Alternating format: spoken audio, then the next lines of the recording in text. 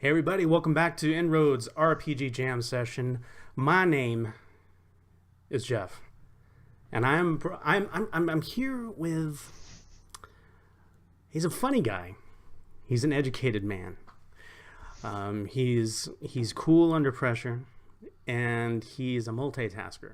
And I gotta say that I don't meet a lot of multitaskers in this realm of existence, but I belong in this realm of existence, so don't even start that. But he's one of a kind, and I'd like to introduce over here Mr. TR Knight. TR, how you doing, buddy? I'm doing well, Jeff. Thank you for having me on. So, I got no problem with that. I have no problem with having you on the show. I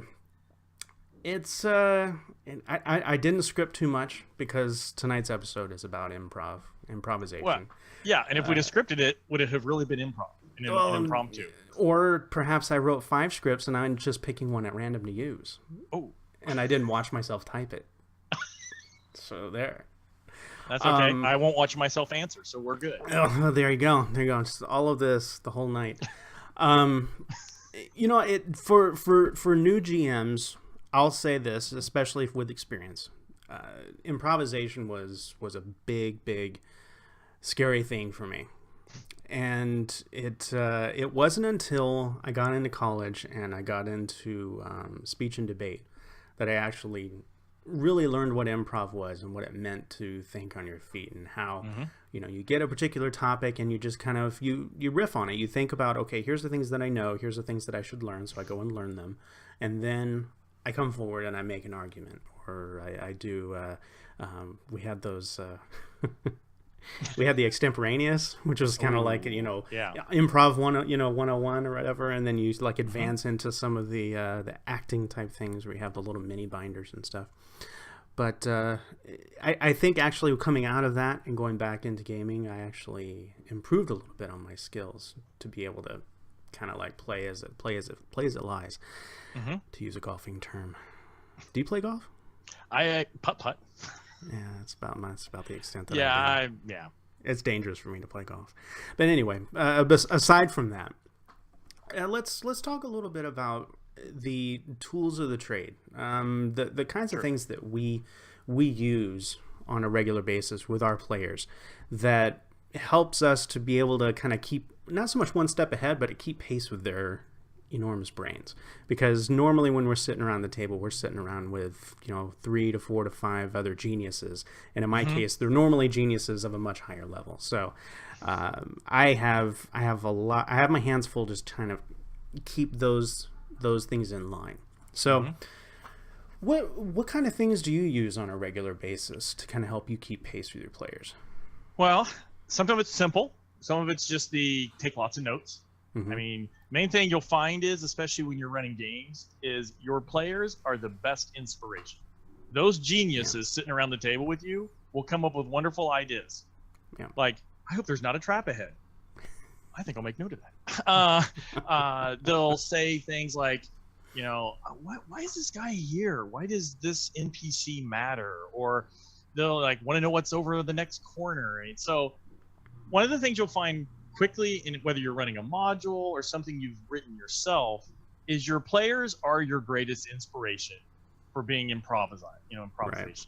Listen to them.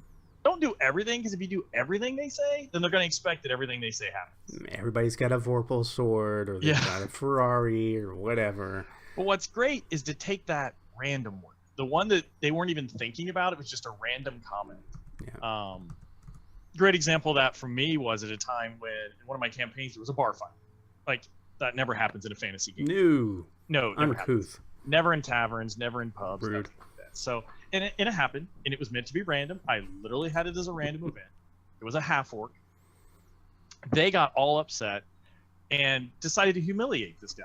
They kicked him out of the bar. They took his sword from him, and they just thought it was all funny, and they just kind of mocked him. Well, I decided what would be funny is that angered him so much that he actually became the main villain for the entire arc of the story, and kept showing up, and he was leveling as they leveled. So by the time they got to the end, they were hearing about this half-orc, and it didn't dawn on them until 3/4 of the way through this couple-year campaign. Wait a minute, is that the same half-orc And one of the guys in the team still had the sword from him, so it became a fun story. But what's funny about it is it was a random event that spawned a story for me. So to me, I think one of the best things you can do right early on, take notes. NPC names, you make some random name from a store keep, write it down. Some caravan leader, write it down. A contact in the site, if you're doing a cyberspace or a cyberpunk game, write down, you're the man, who you're working for and stuff like that. Or that guy in the stuffer shack that you helped out and that saved his mom or something like that. Hey, you owe me one. I need a place to hide. Yeah, that weird taxi cab driver that seems to show up every time. Every time, man. So is it's that those half things. Work again? No. But that's the idea. Is taking notes to me, number one, and whether that's in a notebook, index cards. I have a thing that are these dry erase index cards. Wonderful things. Take notes. Oh, show that dry erase card thing. Man. Yeah, they just look like an index card. I asked him, I was like, "Oh, good, you've got index cards with no lines, yay!" Yeah. But then he's like, "No, dry erase. Dry erase." I'm like, "Oh, that's sick." Yeah, they're really handy, like mini whiteboards. But to me, that's number one. Number one is how do you take notes? And now, modern people, you're running your game on Roll20 or Fantasy Grounds, take the notes inside the software. That's nice. You can do that. But whatever you do, take notes, because those NPCs, that building that was random, the store that they went to, the taxi cab driver, the villain that they bumped into once and were frustrated by, each of those give you an opportunity for a story later. Yeah. And so the cool thing I like with kind of like dovetailing on that one right there is find out, as you start writing these things down, you'll start kind of seeing a trend. You're a numbers man, so you know, like graphs, and I called him a garf. That's beautiful. Graphs that kind of like shows a trend, and like, okay, you've always noticed that they like the ones that have, I don't know, a Russian accent, or you know what I mean, or they like the ones that are the rough and tumble, or they like the ones that are kind of like a grandfatherly sort. And so you start to kind of find things that they like, and you may or may not use that NPC or whatever that particular scenery is, but you know what you can kind of gear into your writing later on and kind of bring into the story, because you're like, oh, this is what the players are keying into, so I'm going to kind of feed off of that. And so that's where that notes, that's some of the best advice, is to take as many notes as you can throughout the game, even if it's little crib notes that you have your own style and way of kind of shorthanding it, do it. It's worth it down the road for sure.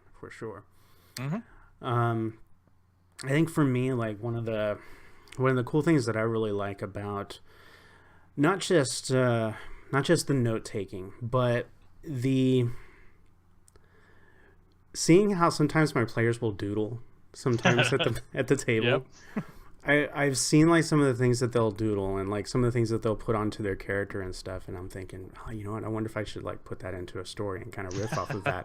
And what's kind of cool is that there was one time I was playing Shadowrun, and one of the players at the table was drawing. I said Ferrari because I was thinking of the story, but he was drawing a Ferrari, and it was actually quite good. It was actually quite good drawing, and I was thinking, oh, you know what?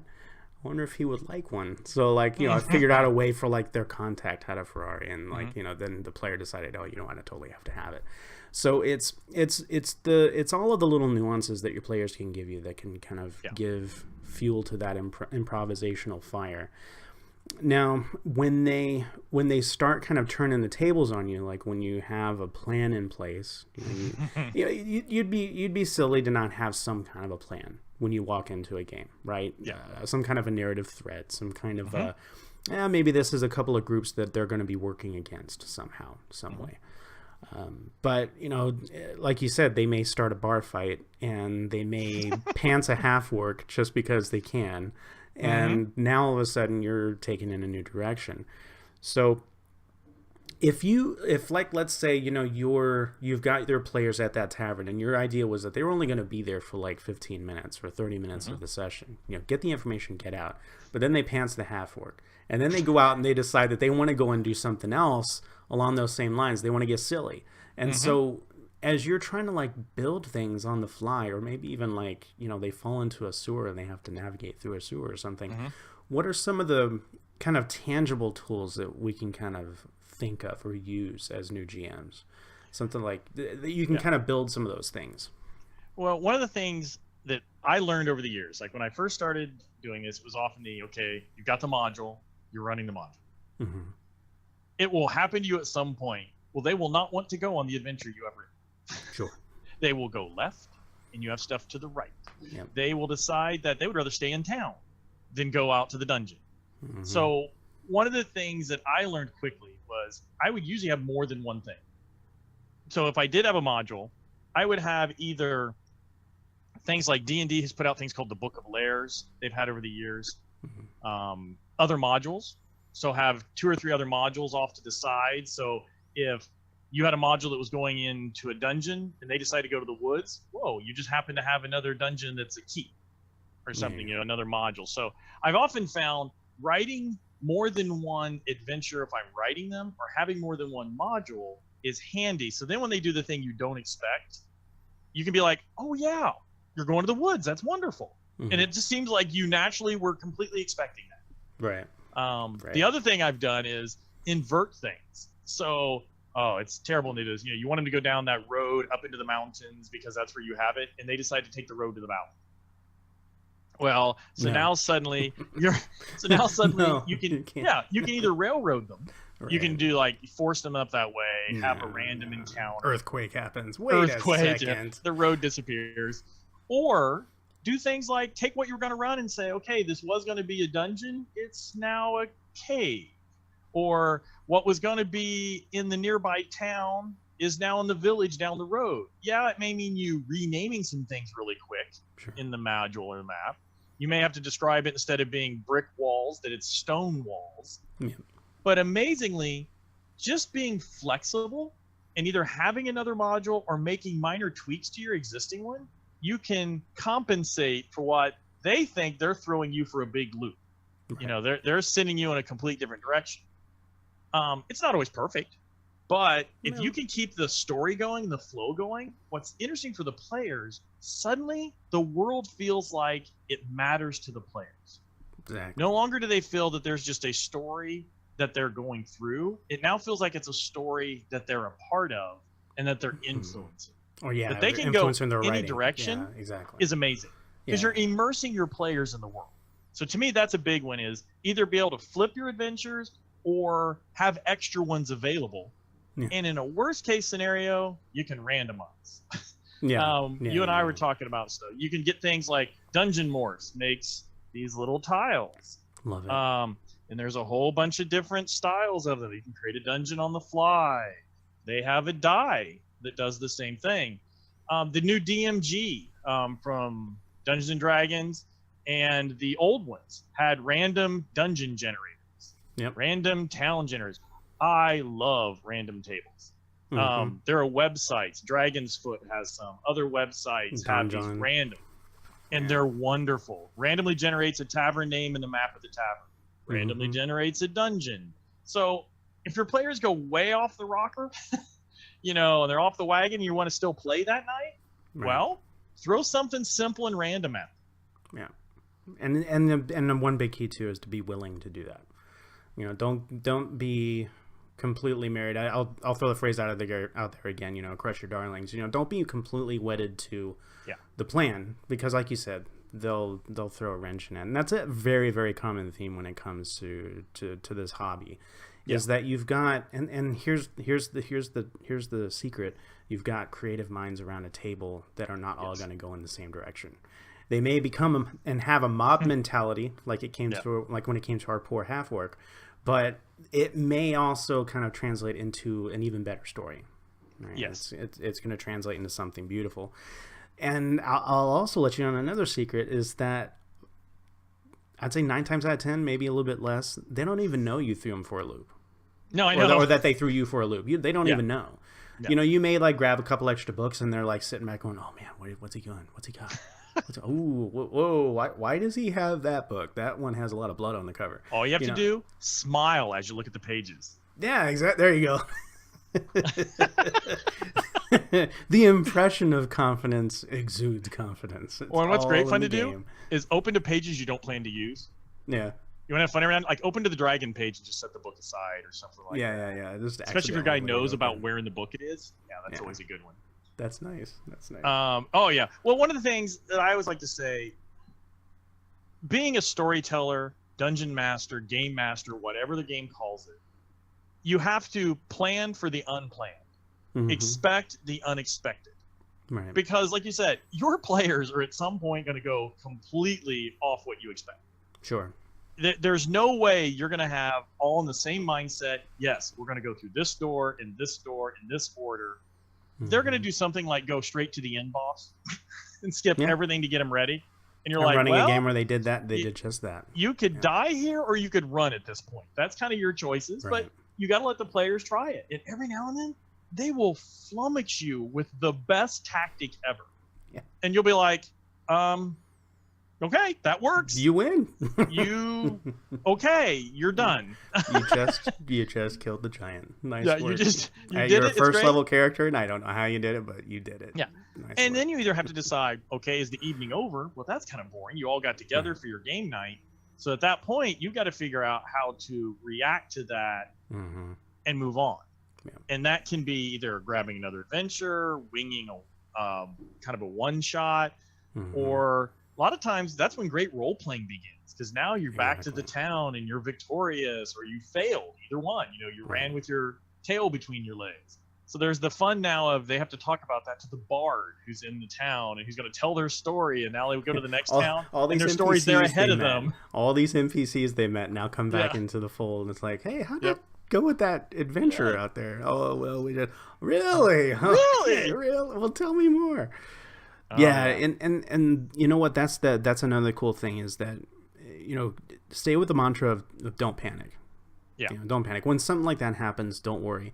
And to that wonderful point, beautiful things can happen, especially in the role play aspect, because now all of a sudden, you're out of the dungeon, you're out of the fight sequence or whatever the intensive situation is. Now it's like the characters, in one way, shape, or form, have learned a little bit more about themselves as players and as the character that they're attempting to inhabit. And all of a sudden, conversations can start, directions can start. You're there taking notes and realizing, oh, my goodness, you know what? I could randomize a few things, but right now they're creating something for me. Yep. One of the and the other thing too, and especially with your gig, your side gig, I guess one of your many side gigs that you have. We talked about this. We got to have you on Game Store Profit so we can talk about your gigs of myriad. Is editing game books. Yes. And so you get to actually see a bunch of rule sets that work, don't work, parts of it work, large portions of it work, and those can be elements that you can bring into your game as well. I've gone countless rounds of saying I love the Burning Wheel, I love Dungeon World and the Apocalypse World engine, just because it gives you those kinds of on-the-fly tools that you can use. My utmost favorite is using the fronts from Dungeon World, and that you basically just create groups of people, individuals that are either on the side or not on the side. They can be particular to the adventure, or they can be part of campaigns. They can be allied with the players or against the players. And the cool thing is that, like, let's say that tavern that they visited where they angered the half-orc, all of a sudden you've got one or two fronts there. Maybe the tavern owner is the half-orc's father, and now all of a sudden there's a front there. There's somebody who's, hey, I got another brother who's in the Black Masks, and they're gonna, they're a rogues group, and they're gonna come after you. All of a sudden you've got all these different ideas, and you have these things that are moving in the background that brings the world to life. And that, having that backdrop, you have the tools for improvisation there as well. You throw some random tables at it, create a random dungeon, but now you also have a force behind it, a front that's behind it that actually can add that flavor and that depth to it. And it doesn't, even a one shot can turn into something quite magical. So I think the big takeaway there on that little segment there is don't panic. Yeah. You got tools out there. There's so many. Oh my gosh, those dice and that dry erase board and the little tiles, man, I love that stuff. And then all the different websites that are out there. I think what I'll do is, and actually I should have sent you the links here, TR, but I think some of the things that I'm going to chat here real quick are going to be familiar, and then you can kind of give me a website or two that you want to kind of while you're bringing those up, a thing I want to follow up on what you talked about Yeah. Being well read, watching lots of TV and movies is another way to help with improv. Yes. Like, what's great to do, take something from a different genre and bring it in.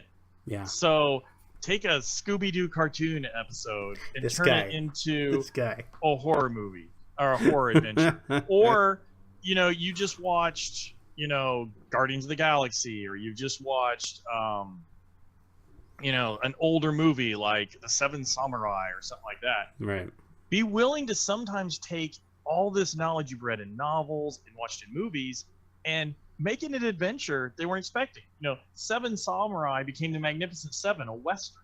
And even became an episode in Star Wars Clone Wars. Right. You know so I mean? Why couldn't it suddenly become a cyberpunk adventure where a whole bunch of, you know, shadow runners get hired to save a small town?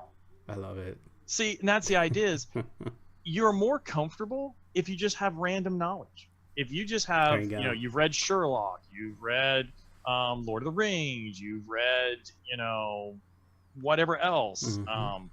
Name of the Rose is a book that I really like. It's based on a murder mystery at a monastery. Oh, it's so good. Having these different things give you more information, so you're not just drawing from random tables. You have an entire storyline in your head that they have no idea you just converted it to a Star Wars adventure. Absolutely.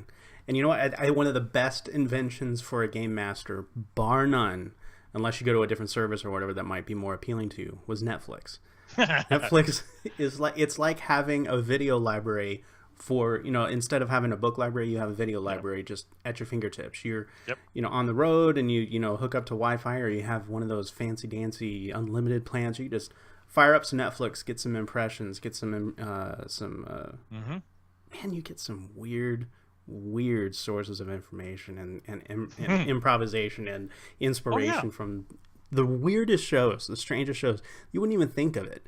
No. But and it's when you take those out of context, that is what makes them great improv. Because even if the players have seen the same show, because you put it into a different genre, they're not going to get it at first. Now let me ask you something about that. Now, yes, we see so many movies, read so many books, we read so many different articles, Twitter, all of these vast troves of information that just come flying at us that could potentially be used for a game, right? Yes. How do you feel like you do best cataloging that stuff? Do you write it down, or do you just kind of let it percolate in your subconscious, or somewhere in between? I would say, okay, first, in general, it just percolates. Yeah. You watch it, especially if you watched it more than once. It's just there. Because some of them are good, you watch it more than once. Oh, yeah. But what'll happen is you'll start to work an adventure, or you're working with your team, and that movie will come to mind. Or I sometimes I'm notorious for this in my gaming group, I like to use song lyrics and song titles for the titles of my adventures. Well, what'll happen then, once I've got that movie in my head, I'll be like, like we'll say the Magnificent Seven, you know, some reason, like that just pops into my head and we need an adventure. And I'm like, wow, they're not seven, there's 5 of them. So we can have the Fabulous 5. And then you're like, and I'm going to make it be some, you know, small rundown town that needs help and that kind of stuff. Yeah. So as long as you've watched it and it's in your head, if it pops in your mind. Now, if you're not the type that remembers things easy, then yeah, that's the note things again. You know, I'm a firm believer, and I have a friend who does this. He carries notebooks with him everywhere. He's a writer. And so from a writer's perspective, he thinks of it, he puts it in there. For me, it's my phone. When I know I've got a game night coming up, it's not uncommon for me to suddenly go, I need an adventure for this week. One I had doesn't work. And if something will hit me, I'll email it to myself real fast. And I'll end up with like 4 or 5 emails that I can go back home and then read and go, okay, that idea was good. No, that was not a good idea. But what the heck was I thinking? Pigs in blankets? This is terrible. Sorry. No. We'll just think about that one later. Let's move that one. Yeah, but making me hungry. But the notes, it's whether it's in your mind, if you have a good memory, you take notes, or like right behind me is my video collection, as you can see. Nice. I will admit there have been times when I've just spun this thing. It's a rotating set, and I'll just turn it, and all of a sudden I'll see a movie. And you're like, oh, there's a good idea. Nice. You're just kind of looking at the titles. You're like, just the titles. Oh yeah. This has a good part here and here. Oh, that's a good idea. Music. you need our inspiration, flip through your iTunes list. I'll just bring my phone out, look what music's there. There's things. So yeah, taking notes can be helpful, but we're not going to take notes at every movie theater we're in, even though so many of these movies are very good to make games out of. Yeah, of course. But that said, all you got to do is remember a highlight of it. Yeah. You don't need all the notes. I found myself kind of like when I'll come out of a movie theater, because that's kind of my trigger of inspiration is normally movies and then music.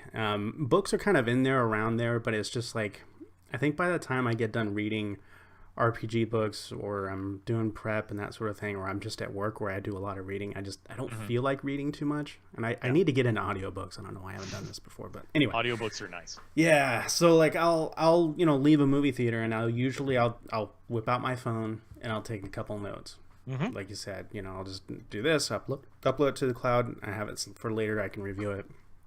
But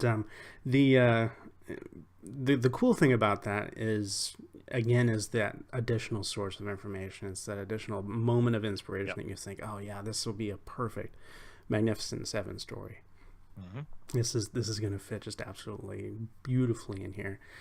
And the concept that there is inspiration everywhere means that you can improv off of almost anything. So even pigs in a blanket. That's right. See, now I've got a vision of pigs running by with blankets on them. Why do they have blankets? And then now all of a sudden I have halflings running after them because those were their mounts. Why are they stampeding? Away. Why are their mounts stampeding? Yeah, exactly. So there you go. Instantly we have an adventure of halflings chasing their pigs, and then the half orc with the pants and everything ends up eating them. Anyway, okay, different story. So that went weird. That went really weird, really quick. I think I've had dreams like that, but that's that's dreamscape. Another inspiration. Dreams are another inspiration. Dreams are a very good one. Having a dream journal is a great idea. And there's that concept of having the ability to take a note anywhere you can, and I think almost anybody can, because they do have their phone, and normally there's going to be some kind of function or app. Anything from email, like you said, great idea to email it to you. You can title it, and then you can catalog it and put it into folders later on if you want. Having cloud-based stuff like OneNote or Evernote's fantastic. I've introduced the last couple episodes. I introduced Trello, which I think is a great way to just kind of organize stuff for your story. But it's a way of making sure that you don't panic. Don't panic about it if something weird happens, because you've got so much available to you. It's just find your way of organizing it that feels comfortable, so that you don't panic at the weirdness that happens at the table, but then you panic because you've got too much going on in your head to like bring it to bear.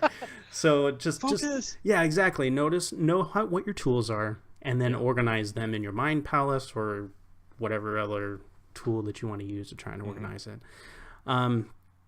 So you mentioned one of those websites. I've been showing the 5e campaign worksheet that's out there. That's available. It's a PDF. I think it was Sly Flourish that put it out there, that you can take notes about major skills and random names and other things that are specific to your players, and then also use one specific to NPCs as well and how they connect. But you mentioned a website. I wanted to check that out. Dragon's Foot. Dragon's Foot is a lot of old first ed and second ed modules and stuff that people have written, put them out there, other pieces for it. So it's old school. Right. But it's great inspiration no matter what you're running. Okay. One of the things I find when I'm doing impromptu, like you talked about going and seeing a current movie, you really don't want to run an adventure based on a current movie, because a lot of people are seeing it right now and it's in their minds. Right. But bringing up an older movie, an older TV show, an older book, older modules, like you've ran a long time ago with your old gaming group, bringing those up, your current players may not know them. Yeah. And so that's why Dragon's Foot is a great one for that, because it brings up unique things like that. If you dig into the old Wizards of the Coast site, you can actually find their old second, third, and fourth ed files they have out there of old maps. Now, like another thing I do is anytime I'm running, I have lots of printouts of maps in notebooks. I always have 3 or 4 extra maps just sitting aside. So if suddenly I need to have that random dungeon, that random keep. And impromptu doesn't mean being unprepared. No. So having websites, don't get us wrong. Do some prep. Do some prep. I mean, you can wing it. Trust me. For the fun of it, I've winged entire ones just to see if I can. Yeah. But it's so much more fun, and the players think it's all planned. If you just reach over and out of your notebook, pull something out, you open a book, and you start playing, they don't realize you just grabbed a random map, randomly flipped to a monster in there, and just started running it. Yeah. And then as they say things like, well, I hope there's not a trap up ahead. Oh, there's a trap ahead now. And, and when they say it again, you don't put one, and they're like, wait. I hope there's not a pile of Twinkies up here. Yeah. There is. No, those are tiny pigs in blankets. But the idea is having minor prep, having some notes that you've taken in the past, having some maps set aside or random charts, having random generators no matter what kind of game you're on, going to these websites that have things. To come up at the last minute with something, for your players, it'll seem like you were ready. For you, it helps your nerves because now you're not completely improvisation. I can speak English Improvisationalization. Improvisationalism. Improvising. Let's get this going here. You're not improvising as much as you're rethinking. Yeah. You're grabbing stuff you've got here. You're utilizing what's in front of you. It is some improv, but it's planned improv. Right. Right. Even you talk to most comedians, or if you watch, Whose Line Is It Anyway? And a lot of these guys that are good improv, they key off things. Sure. They're handed a item that they have to do their comedy off of. They're given a word. They're given a sentence. It's having that base to start with is what makes impromptu and improv work. Right. Is you've got something to start with, and you just kind of go with the flow from that point. Yeah, exactly. No, that's fantastic advice. It's fantastic advice. There's no need to panic because you're going to have something you can play off of. Yes. Whether it's the notes you're taking from your players as they're giving you information hand over fist, and then if it's random notes that you've taken elsewhere or movies you've seen, books you've read, websites that offer you random tables, dice and tiles and whiteboards that you can use. There's a lot of poisons to choose from. Just pick yours, and if it's something that you feel really comfortable with, run with it. And then that's how you can start kind of planning your day, planning your game. It can get to a point where you may have an abundance of these kinds of materials available to you, right? You can spin the movies like you behind you, and it's just like, which one do I pick? But, keep with that mantra. Don't panic. Don't panic. Yeah. Don't panic. It's going to be fine. And I'm telling you, the players aren't even going to know. They're there to have fun. Yeah. They just want to build a story with you. Yeah, if you're not having fun, they're not going to have fun, right? If you panic and then get angry or crushed because you didn't get a chance to bring in that tavern that you wanted, they're going to know. They're going to know. And I think I've said it once or twice before, but if you need to take a break, don't hesitate to take a break. That is exactly what I was getting ready to say. We almost forgot. Tell everybody it's snack break time. Yeah. You know and what? You quickly do a bunch of writing. Yeah, exactly. Shift in your seat uncomfortably for a little while, and they may think that it's just because you have indigestion, but it's because you're getting a little panicky, and it's okay. Yep. And you ixnay over to the bathroom. It's okay. No one wants to admit it, but that's a good place to think. I admit it. I don't care. There's a whole selection of books that are marked that I will not loan out because I know that they've been. Okay. Anyway, I didn't need to know that. We're moving on. So yeah, what we'll do is, like, for the show, we'll have a bunch of the sites that we have. I was kind of flowing through some sites as we were talking, and then we've got Dragon's Foot, and if there's other selections, like the sources for those materials, those wonderful tiles and dice and stuff, we'll get some websites linked in the show notes here so that y'all out there can take advantage of this stuff. And there's plenty of folks out there that have fantastic advice if you want to look for other materials. There's folks like Geek and Sundry obviously have like a branching effect of different advice you can find. I mentioned another one, Sly Flourish. He's a good source for information. I know that actually I'll throw a I don't know what you want to call it, advert for the GM Word of the Week. It's put out by Fiddleback and the Angry GM. The latter half of the duo is the one who does most of the writing, and then the former is the one who has the dulcet tones of a gentleman broadcaster as he is talking about any random topic. And he brings history into it, and he brings a whole picture to it. And what I love about this show is that it actually gives you a good segment or a good clinic on improv, because you're kind of it doesn't feel like improv, obviously, because they have a script. I get that, hands down, I understand. But what it is that it's bringing in all of the things off of, let's say, a dire wolf. All of a sudden, you're getting an information about history, like where this direwolf came from, and and how this came to be, and how it ended up in the game.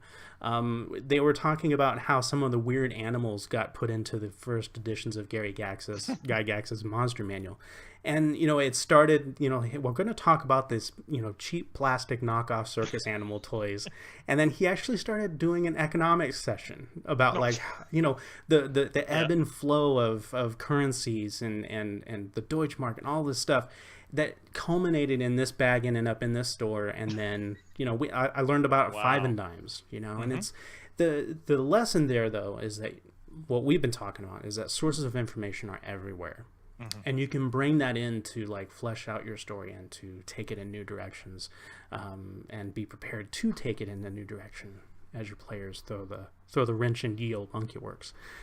But any last minute bits of advice for our new GMs out there, TR? I would say the big thing is be creative and think out of the box. And the reason I say that is, don't feel because you're writing fantasy that you have to use fantasy. Don't think because you're doing science fiction it's science fiction. Nope. As much as we were joking about pigs in a blanket and the Magnificent Seven and these random things, to be able to think outside what you're running is actually your best friend. Because if you try to stick with one thing, that's where you can get in a rut. And so being able to look, so that's what I would say is think out of the box. You get stuck, look up at a picture on your wall, look at the book that's on your desk, look at the current song that's on your playlist. Inspiration to do impromptu can be found anywhere. And that's what I would encourage people is names of videos, books, signs, random things that you had for dinner, anything like that can suddenly end up making a funny adventure, a serious adventure, whatever you're searching for. Look around you. I love it, man. So tell us a little bit about where we can find out more about the TR experience. A little self-promotion here. Why not? You can find my blog that I talk about my freelancing at freelancenight.com. That basically gives you an idea of the freelance work I do in the game industry and random musings. You can also find me on InnRoads. I actually write a monthly article called Cyclopedia, which is for storytellers, GMs, writers, and each month is a specific topic. I can tell you that next month's topic, your exclusive that people don't know about yet, is superheroes. So that's what's coming up next is superheroes. I love Pretty excited. Just in time for the new Spider-Man preview, too. Those are the two places. You can also find me on Twitter at TRKnight. Really easy to find me. And I'm not the actor. He has a different Twitter account and people get confused. There's a TR Knight actor? There is a TR Knight who's on Grey's Anatomy. Oh, that's right. That is right. I don't know that because I watched the show. No. But I am the first TR Knight. I am older than him. There you go. You win. But yeah, you can find me on Twitter at TRKnight, at freelancenight.com, and on InnRoads as Cyclopedia. Awesome. Very cool. Well, as always, you can find out more about what InnRoads does at InnRoadsMinistries.com. You can throw me a follow over on Twitter at GSPKHEEGAN, GSP Keegan, the most confusing Twitter handle in the world. And then you can also link up with us. We're both Miscreants in the Tavern over on Facebook, so you can join our group. It's facebook.com/Game Store Profits.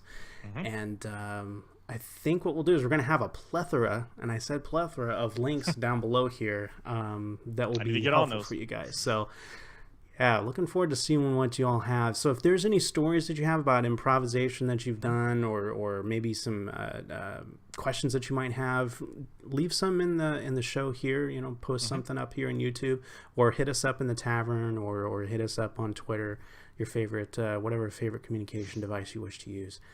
But as always, you know, get around that table. Don't be afraid to gather people and tell them a story, and then eventually they start telling you a story, and who knows where that's going to take you. So thanks again, TR. As always, it's a pleasure. I'm looking forward to hearing more from you. And thanks for having me on, Jeff. My pleasure. See y'all later. Have a good day, good night, good morning, whatever.